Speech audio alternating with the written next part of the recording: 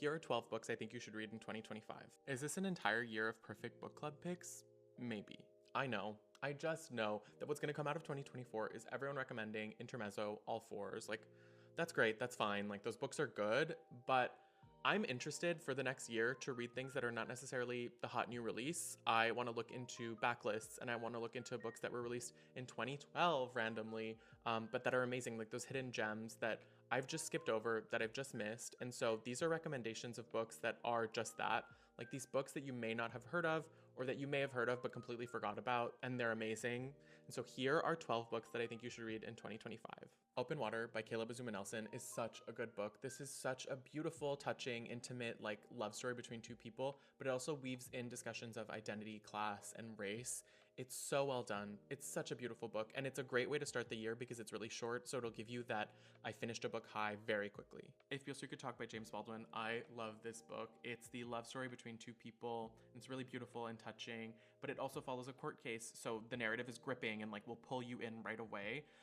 It talks about being Black in America in the 1970s, but also is relevant to today. It's such a good book. Minor Detail by Adanya Shibley, which was translated by Elizabeth Jaquette. If you have not read this book, you have to read this book.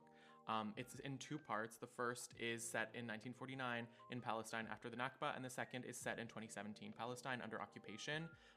It's devastating. It's harrowing. It's beautiful. It's intimate. It's so many things. It's so well written, and this sticks with you.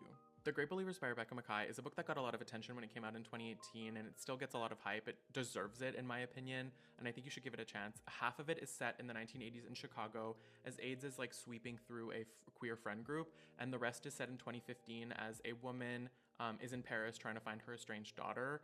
It's an angle to the AIDS epidemic in media that I had never experienced and never read, and I am so thankful that I have because I really loved it.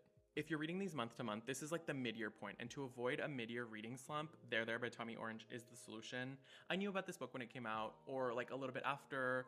For some reason, it's just a book that I missed and I never like got to, but now that I have, I'm so glad I did because it's so good. It's a ton of little vignettes too, which means they're all kind of like short stories. You're doing an investigation in your mind because you're trying to find out like how all these characters are related.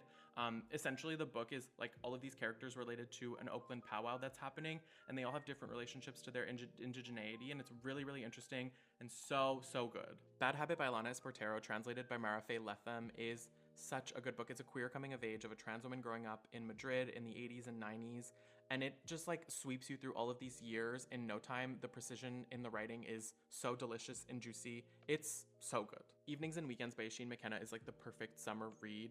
Yes, it came out in 2024, but are we giving it enough attention? I don't know. It's all of these like interconnected lives of these people that are super, super messy, but really well done in the way that they're all brought in together over the course of one single weekend in hot, sweltering, like disgusting heat London. This is so good. Kindred by Octavia Butler is a modern classic from the late 70s. It's speculative fiction. It's about a woman who is like a modern day Black woman in the late 70s who is transported to the antebellum South and like what that experience is like.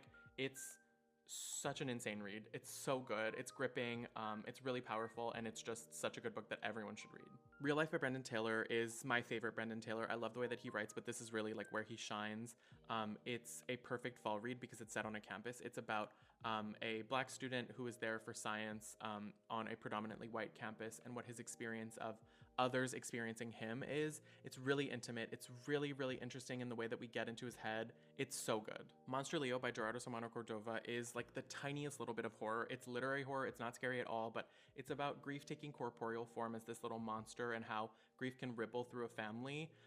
It's devastating. It's touching. It's so beautiful. It's so many things, and it does them all so well. Rebecca by Daphne du Maurier is a classic from the 30s, but reads really easily. It's the perfect winter read because it's like this weird mystery set in this like big manor. It's super gothic, and it keeps changing and shifting. But we follow this woman who is married to a man who has a widow, and she's essentially like haunted by his widow's ghost, but not literal ghost. It's just her presence is everywhere. Homegoing by Yaa Gyasi is the perfect way to end the year because it gives you a lot to chew on, but it's also really good.